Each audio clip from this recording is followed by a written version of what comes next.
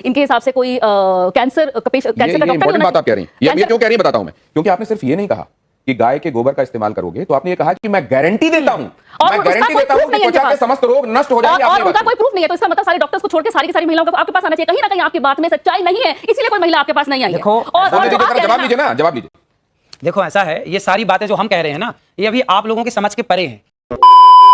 आज का समाज बिल्ली की पोटी की कॉफी पी रहा है, वही तो हम कह रहे हैं, गोबर से गेहूं निकाल के रोटी बना, हम भी तो वही कह रहे हैं, और ये भी वही कहने लगे। देख लो, सुन सर, बांझपन आप ठीक कह रहे हैं, बांझपन आप ठीक कह रहे हैं, बांझपन पुरुषों को भी कहा है, लेकिन महिलाओं के लिए आपने कहा, खास पुरुषों के लिए आपने सुना नहीं, पूरी बात सुनना तो सीखिए। अच्छा, हाँ ठीक है, तो आप ये बता दीजिए, पहले तो मेरा ग्रेड बता दीजिए मुझे, और दूसरा कि अगर हम बाहर काम करने वाली आपका ग्रेड तो आप अच्छे से जानती होंगी कि आप कितना लड़ती हैं और कितना शांति से रहती हैं, कितनी संस्कारी हैं। आपका संस्कार आपको पता होगा, वही ग्रेड निश्चित कर देगा कि आपका ग्रेड। आप ग्रेड कैसे डिसाइड करते हैं महिलाओं की? भाई मैं नहीं बोलने वाली महिलाएं थर्ड ग्रेड की, कम बोलने वाली उससे ऊपर, ऐसे कुछ ऐसा कोई प्रूफ है तो बताइए। और जो महिला होंगी वो तो नंबर। अनिरुद्धाचार्य जी का कहना है कि आप अपने स्वभाव का विश्लेषण खुद कीजिए, आप कितना दूसरों से झगड़ते हैं, कितना शांत रहते हैं, कितना सामंजस्य बिठा पाते हैं, और उस हिसाब से अपना ग्रेड तय कीजिए। श्वेता, पुरुषों के लिए। स्वामी जी, मैं अभी मुझे एक शो करने भी जाना है, तो मैं अच्छा हुआ आप सवाल पूछने आ गए।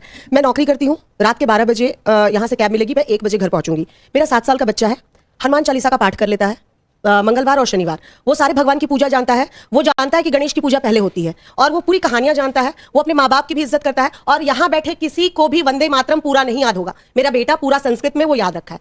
आपने कहा नौकरी करना ही नहीं चाहिए महिलाओं को, क्योंकि उन्हें घर कैसे संभालेंगे, संस्कार कैसे देंगे, आप डिसाइड करेंगे। सर, आपका एक बड़ा तबका है जो आपको फॉलो करता है, आप उनको, मतलब मेरी जैसी महिलाएं तो बिल्कुल, आपका वो वीडियो देख के मुझे तो उदास हो जाना चाहिए कि मैं अपने बच्चे को क्या सीख दे पाऊं। जवाब लीजिए। आज ना बड़े बड़े पद पर जितने लोग हैं, वो काम करने वाले जो बड़े पद पर हैं, वो ये चाहते हैं कि मैं ऐसी पत्नी लाऊं, ऐसी लड़की से विवाह करूं। ये मैं एक सोच की बात कर रहा हूं, है ना। अब इसका ये विचारधारा, ये मेरी पर्सनल विचारधारा नहीं है, मैंने सुनी है, लोगों से मैंने बात की तो पता लगा। तो लोगों ने कहा कि जो अच्छे फील्ड में है, IAS IPS कलेक्टर लेवल के जो लोग हैं, वो ऐसी लड़की से ब्याह करना पसंद करते हैं। अधिक आप कह सकते हैं 85%, कि जो लड़की पारिवारिक हो, पारिवारिक मींस घर का काम संभाले, घर का काम करे, वो पति आए तो वो पारिवारिक नहीं हुई। करिए। मैं बड़ी देर से आपकी बातें सुन रही हूँ, आपकी सारी बातें मैंने सुनी, लेकिन इस बीच में सवाल मेरे कई सारे, लेकिन पहला सवाल तो मेरा ये होगा, आपने एक बयान में कहा कि मर्यादित कपड़े पहनने हैं, तो ये मर्यादित कपड़े क्या होते हैं, पहले तो आप ये बता दीजिए। दूसरी चीज, आपने शुरुआत करी हमने गोबर के साथ में कि उससे सुंदर होते हैं, तो क्या आप शैम्पू और साबुन का उपयोग नहीं करते हैं? और क्या आप गोबर का उपयोग करते हैं? और अगर गोबर का उपयोग करते हैं तो आखिरी बार आपने कब गोबर का उपयोग किया था? और आप तो अमूमन ट्रैवल करते रहते हैं, कथाएं अलग अलग जगह पे होती हैं, ऐसे में क्या आप शुद्ध गाय का गोबर अपने साथ में कैरी करते हैं क्योंकि वो आपको शुद्ध रखता है? मैं अधिकाधिक वृंदावन ही रहता हूँ, मैं बाहर बहुत कम जाता हूँ, 4 महीने 6 महीने में एक बार बाहर जाता हूँ। नहीं करोगे तो बच्चा उसी चीज को फॉलो बात सुन लीजिए बस, फिर उसके बाद ना ऐसा है कि बच्चा जो देखता है वो करने का प्रयास करता है, समाज जो देखती है वो असर उसके भीतर होता है। आप माने या बिल्कुल मत माने मेरी बात को, लेकिन आपने अश्लीलता देखी है सामने, तो आपके दिमाग में वो अश्लीलता भरी होगी। लेकिन जब ये कहा जाता है कि आप कपड़ों के विषय में बात मत कीजिए, आप अपनी सोच बदलिए, क्योंकि कपड़ों के संदर्भ में अगर आप बात करते रहेंगे तो असल में आप एक तरीके से उन लोगों को बढ़ावा दे रहे हैं जो अपराध करते हैं। 1 सेकंड, तो इसको आप कैसे मानते हैं? भाई कपड़े मर्यादित ही होने चाहिए, हमारे बाप दादों ने तो यही सिखाया, जो मैंने सीखा है वो मैंने बताया कि कपड़े मर्यादित होने चाहिए। पर लोगों को सूट सलवार और साड़ी मर्यादित कपड़े होते हैं जिसमें ढका हो। अनिरुद्धाचार्य जी सीरियल का हवाला दे रहे हैं, उन्होंने बबीता भाभी के बारे में भी बोला कि जेठालाल बबीता भाभी की तरफ आकर्षित क्यों होता है, ये भी आपने बताया था एक जगह। अगर आप कह रहे हैं ना कपड़े ढके हो तो मेरे को हिजाब पहन लेना चाहिए, हिजाब पहनने की जरूरत नहीं है, आपने अच्छे कपड़े पहने। महत्वपूर्ण सवाल है, मैं मर्यादित हूं, लेकिन आपको मेरा बैकग्राउंड नहीं पता। क्या पता मैं रात को पार्टी करती हूँ, क्या पता मैं शराब पीती हूँ, क्या पता मैं घूमती हूँ, मैं पीती हूँ, तो मेरे कपड़ों से आप मेरे कैरेक्टर को जज नहीं कर सकते। तो आपने शराबियों से बात करने बिठा दिया मेरे को आज। नहीं, बात असल में ये है। शराब, एक मिनट, आप अपनी भाषा का मर्यादा रखें, आप अपनी भाषा का मर्यादा रखें। शराब पीने वाला शराबी नहीं होता। पहले आपको एक बात ये भी मैं मानवी जी बताता हूं, क्या करते थे शिव जी, क्या करते थे? एक बात मैं आपको नहीं, 1 सेकंड, बहुत सारे लोग जो एडिक्ट थे, मानवी जी आप इसकी तारीफ करेंगी शायद, आप इस बात की शायद प्रशंसा करेंगी कि अनिरुद्धाचार्य जी के आह्वान पर बहुत सारे लोग जो एडिक्ट थे, शराब के चक्कर में उन्होंने घर बार बेच दिया था, बच्चे उनके सड़कों पर आ गए थे, उनके आह्वान पर उन लोगों ने शराब छोड़कर, नशा छोड़कर, तंबाकू छोड़कर और अब अध्यात्म की राह पकड़ी है। क्या ये बात स्वागत योग्य है मानवी जी? क्या ये बात स्वागत योग्य है? आप लोग क्या कहते हैं? अगर स्वागत योग्य है तो इस पर ताली बजनी चाहिए। क्या मानवी जी, लेकिन एक बात मैं समझना चाह रहा हूं, क्या समाज को मर्यादित रहने के लिए कहना और ये कहना कि आप ठीक लाइन पर चलें, आप ठीक तरीके से रहें, दूसरों से ठीक व्यवहार करें, क्या ये गलत करते हैं अनिरुद्धाचार्य? देखिए, मैं अब जैसे इन्होंने ये मेरे पे बोला तो मैं भी कुछ बोलना चाहती हूँ, उसका जवाब इसलिए कि कई बाबाओं के धोखाधड़ी के अंदाज भी है कुछ निराले। कोई धर्म के नाम पे ठगे, तो कोई क्रिमिनल चार्जेस में फंसे, कोई रेप में पेरोल पाए, तो किसी को अननेचुरल सेक्सी भाई। अब इस पे क्या बोलना चाहेंगे? आप जनता फॉलो करती है आपको, तो भगवान ना करे कुछ और निकल आए तो उस पर क्या कहेंगे? जवाब देते हैं। क्या आडंबर करने वाले लोग भी हैं साधु के वेश में, उनसे सावधान रहना इसलिए चाहिए? कहते हैं पानी पियो छान के और गुरु बनाओ जान के। राधे राधे गुरुजी, मेरा सवाल आपसे ये है कि आप महापांच पाप के बारे में बात करते हैं, उसमें से एक पाप ये है जो इंसान मांस खाता है उसके हाथ से पानी नहीं पीना चाहिए, क्योंकि जो उसके हाथ से पानी पिएगा उसी की वाणी बोलेगा। तो अगर हम लोग किसी रेस्टोरेंट या कैफे में जाते हैं, अगर वो वेटर हम लोग को पानी सर्व कर रहा है, हमें क्या पता वो मांस खाता है कि नहीं इसीलिए तो खाता है? हमारे बुजुर्ग कह गए हैं, बेटा घर पे ही खाओ, घर के बाहर मत खाओ, सिंपल बात। अच्छा एक नहीं, तो ये जो बातें हैं वो शास्त्र सम्मत हैं, इसलिए मानना चाहिए, या व्यवहारिक भी है इसलिए हम उनको लागू कर सकते हैं? आहार शुद्धौ सत्य शुद्धौ लिखा है। तो खेती भी घर पे कर लेनी चाहिए, सब्जी घर पे तो होती है खेती बेटा, संभव नहीं आज के परिवेश बेटा घर पे तो होती है ना। ये जैसे आपका यहां हो गया और इसको नहीं कर लीजिए, अब आपको जो उठाना है वो उठा दीजिएगा, ठीक है? ठीक। इससे आपको पता भी रहेगा कि ये कौन सा वाला है। अखिलेश यादव का कहना है कि मठाधीश और माफिया एक हैं। योगी आदित्यनाथ का कहना है कि बटेंगे तो कटेंगे। क्या ये सही है? बिल्कुल सही है। राहुल गांधी का कहना है कि भारत में कौशल की कमी नहीं है, बल्कि कौशल रखने वालों का यहां सम्मान नहीं होता। कौशल रखने वालों का सम्मान नहीं होता। भारत में कौशल की कमी नहीं है, बल्कि कौशल रखने वालों का यहां सम्मान मतलब नहीं भारत होता। में योग्यता टैलेंट की कमी नहीं है, पर टैलेंट वालों का सम्मान नहीं नहीं है। ये होता, बात ये सही है। क्या देश में जाति आधारित आरक्षण, क्या देश में जाति आधारित आरक्षण खत्म होना चाहिए या नहीं होना चाहिए? जातिगत आरक्षण भाई ऐसा है कि जो गरीब हैं, जो वास्तविक में गरीब है, चाहे कोई भी हो, सबको आप हां या ना में जवाब दे सकते हैं इसमें। जातिगत आरक्षण खत्म होना चाहिए या नहीं होना चाहिए? अनिरुद्धाचार्य जी कह रहे हैं जातिगत आरक्षण खत्म होना चाहिए। वक्फ बोर्ड की मनमानी पर सरकारी लगाम जरूरी है या नहीं है? वक्फ बोर्ड की मनमानी पर सरकारी लगाम जरूरी है या नहीं है? हाँ है। क्या मुस्लिम सोची समझी रणनीति के तहत अपनी आबादी बढ़ा रहे हैं? हाँ, ऐसा हो रहा है। नरेंद्र मोदी के खिलाफ लगातार बयानबाजी होती है, क्या ये ट्रेंड खतरनाक है और जानबूझकर चलाया जा रहा है? देखो, राजनीति के ज्यादा सवाल मेरे से मत पूछो, क्योंकि राजनीति मेरे को आती ही नहीं है। राजनीति नहीं आती। ये राजनीति भी शास्त्र इसके संदर्भ में भी बताते हैं। अपने आत्मा वो पांचवा वेद कौन सा है, वो सूक्ष्म वेद क्या है? श्रीमद् भगवद गीता अध्याय नंबर 4 के श्लोक नंबर 25 से लेकर 30 तक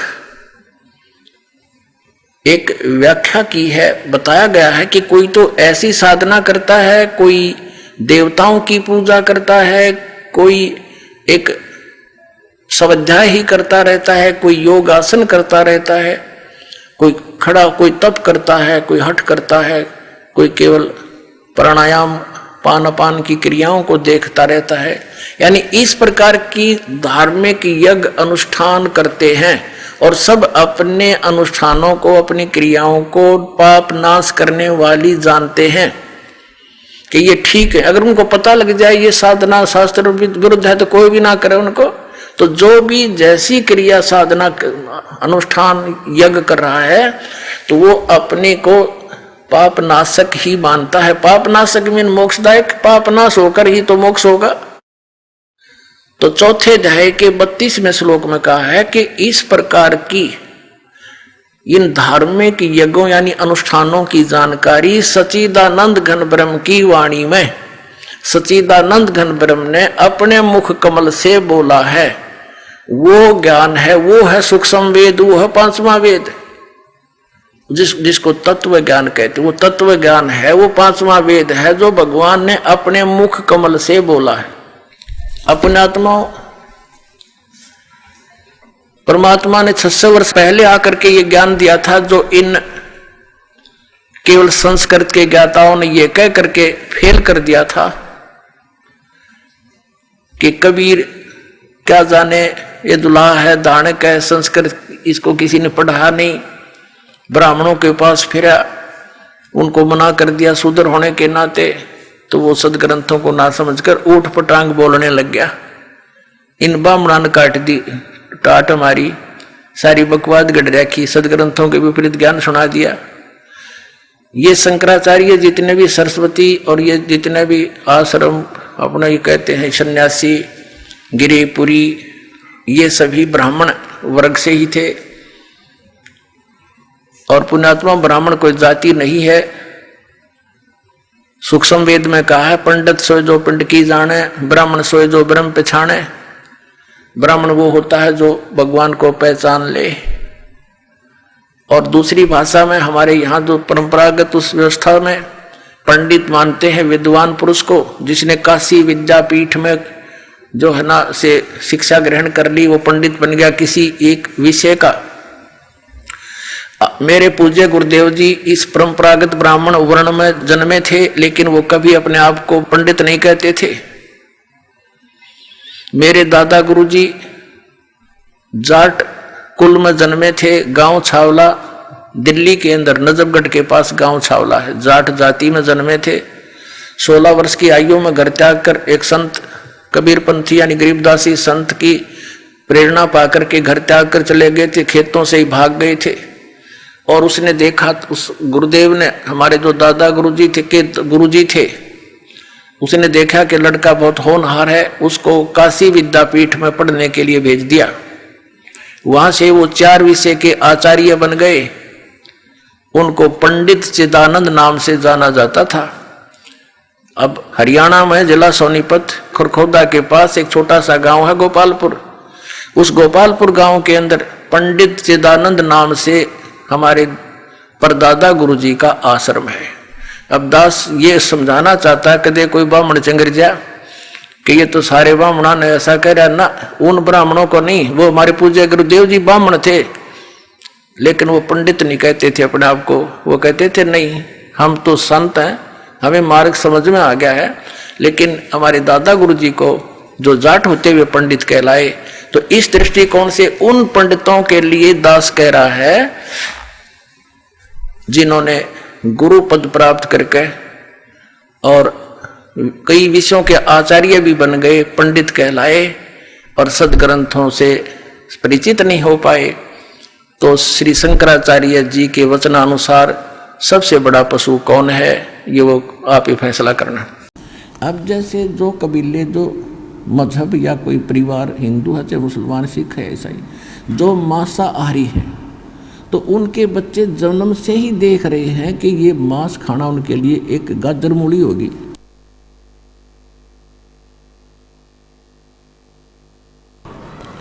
तो उनको पता है, उन बच्चों को ये पाप भी है और ये कितना घोर पाप है। आए है अब दूसरे के बच्चों को खाते हैं। बकरे या बकरी किसी के माँ बाप होते हैं। यदि आप अपने बच्चों को, अपने माता पिता को ऐसे काट कर दिखाओ, जैसा दर्द आपने हो ऐसा जान बिराने, तो इन बातों से फिर ज्ञान होता। जैसे एक भगत बता रहा था कि मेरा मित्र एक मुसलमान था और उसका फादर इतनी नर्म आत्मा का व्यक्ति था। वो ये कहा करता कि जिस दिन ये लोक वेद बना रखा है इन्होंने, मुसलमानों ने, और घर पे बकरे को बलि देते हैं, बिस्मिल करते हैं, कलमा पढ़ते हैं, घर लाके एक प्रसाद बना के सारे परिवार को खिलाते हैं। तो जब वो उसको जबह करते थे, काटते हैं ना, वो घर से निकल जाया करता, वह मेरे से देखा नहीं जाता। और खाना तो मजबूरी, वो प्रसाद बना दिया कि प्रसाद बन गया भी।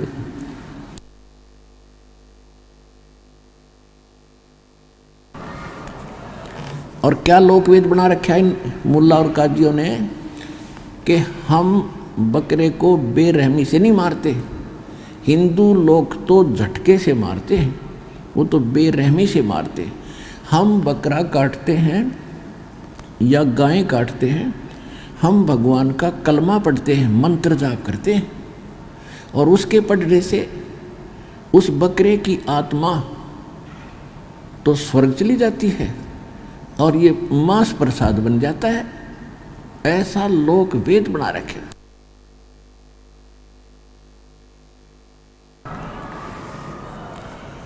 तो इस सूक्ष्म वेद में बताया है कि हे मुल्ला या काजी, जय या रू तन भीष्ट पठाई, तो कर तदबीर कबीला भाई।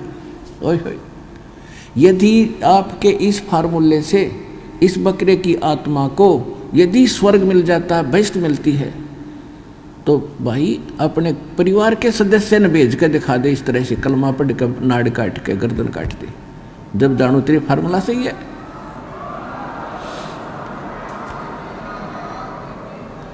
कहते एक बकरा, एक मुल्ला मस्जिद में कूके और एक पुकार है बोका, और इनमें कौन स्वर्ग को जागा, हमको लगा है धोखा।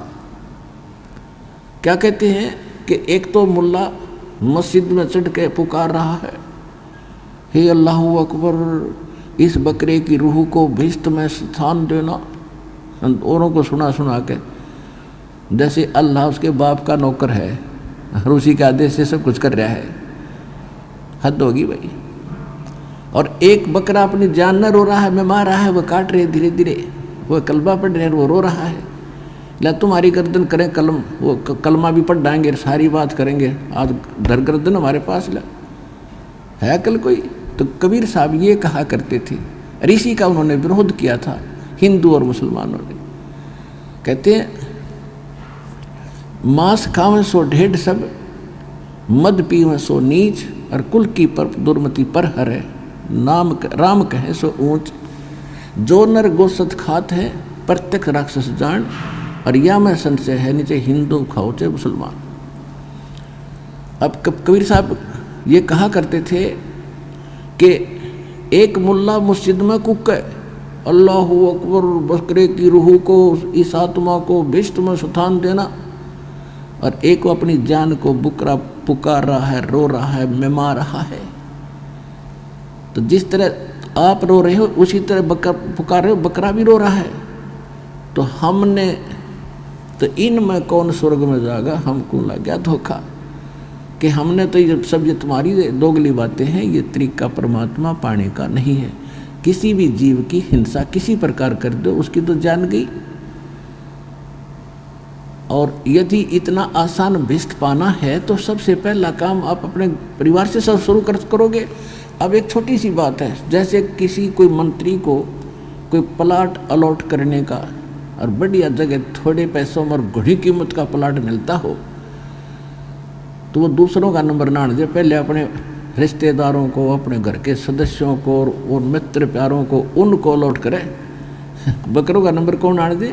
और ये स्वर्ग ऐसा स्थान जिसको बहुत अच्छा मानते हो, अरवानों को बकरे ने बेच दिया, हम तो यही ठीक है, और भक्ति करो भिष्ट पाने के लिए। तो तुम्हारी कथनी और करनी में दिन रात का अंतर है। तो इस प्रकार हमने ये मांस आहार करना नहीं चाहिए, ये पाप, महापाप।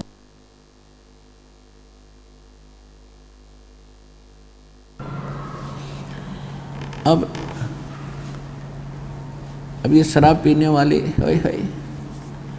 यहाँ कम से कम भी ये जितने तकरीबन सभी 90% वो भक्त हैं जो लगभग ये सभी विकार किया करते थे, और आज परमात्मा की कृपा से, उनके आशीर्वाद प्रसाद से आत्मा को नफरत होगी, ग्लानि होगी ऐसे घिनौने कर्मों से, रिश्वतखोरी से, चोरी और जारी से, और ये मांस आहार, सुरापान, भांग, तम्बाकू, सुल्फा, गांजा, ये सारी भुक्की वगैरह सब त्याग दी, क्योंकि ये नर आहार नहीं, ये राक्षसों का आहार है। एक शराब पीकर उसके बच्चे बता रहे थे,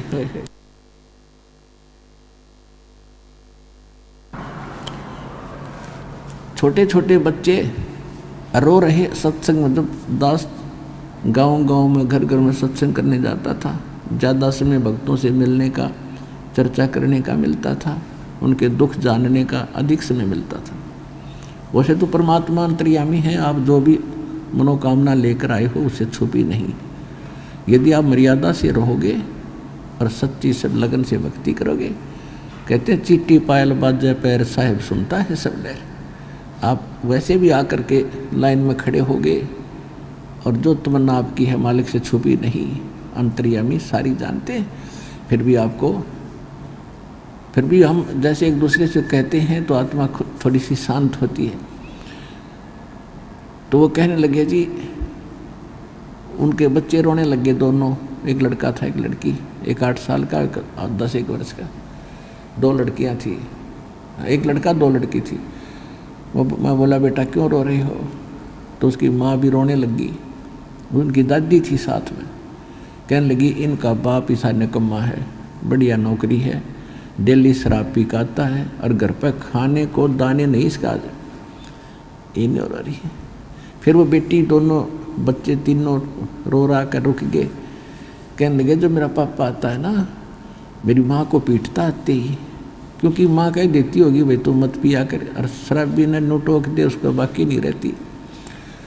और उसका फर्ज भी बना कहने का बेचारी का, भाई क्यों नाश कर दिया, तू बच्चे भूखे बैठे, तू टीटी पाक का आ गया। तो रोज़ पीटता उसने नशे में। तो बच्चे कहते हैं पापा आता ना, हम तो चारपाई के नीचे छुप जाते हैं डरते। अरे तेरा गजब भैया, बच्चों को तो पापा का इंतज़ार होना चाहिए, पिताजी आओगे, कोई केले लाओगे, कोई फ्रूट लाओगे, और द्वार पर खड़े पाने चाहिए। और उस राक्षस को देखकर बच्चे रस्सी उस चारपाई के नीचे घुस रहे हैं। तो पुण्यात्माओं, धीरे धीरे फिर मालिक की दया हुई, उसने भी दीक्षा ली, नाम ले लिया, बुराई छोड़ दी। कुछ ही दिनों के बाद उसके घर में सारी चीज़ होगी, मोटरसाइकिल खरीद ली। अब बच्चे कहाँ तो उससे डरा करते थे, कहाँ इंतज़ार करते पिताजी कुछ फल लेकर आ रहा होगा।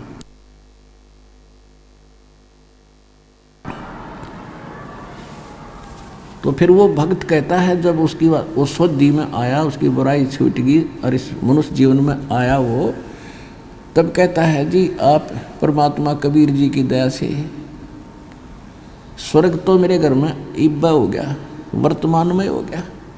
और वह माई भी कह रही थी, और जहाँ आप ले जाने के लिए कह रहे हो वो सतलोक, वो सुख तो फिर न्यारा ही होगा। इस जीवन में हम स्वर्ग तो मेरे घर में आज हो गया, कैर टूट रहा था। अब रोता है वो व्यक्ति उस गए हुए समय को जो वो गलतियां करता था। तो परमात्मा कहते हैं जब भी समझ में आ जाए इस मनुष्य जीवन के रहते कुछ भी नहीं बिगड़ा है, और फिर लगा है वो भक्ति पर, हो क्या बात की। तो पुण्यात्मा इस ज्ञान से और इस भगवान से और इस सच्चे मंत्र और जाप, इन क्रियाओं से आपका ये जन्म भी सुधरेगा, लोक और परलोक दोनों सुखी होंगे आपके इस सच्चे भगवान की शरण में।